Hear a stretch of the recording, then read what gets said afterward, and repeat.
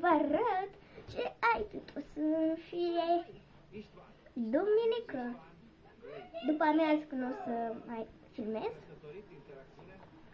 prima outfit o să fie cu gecuța aceasta minunată, binusul lăuduroasă.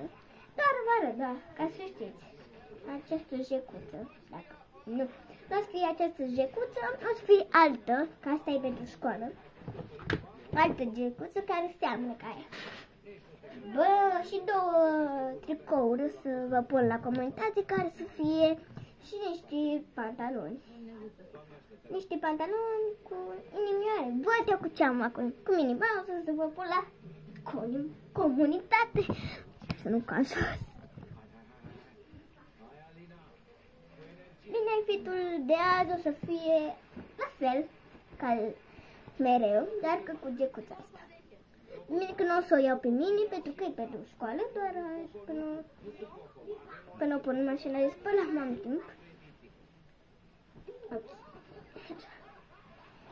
Voi cu ce vă îmbrăcați?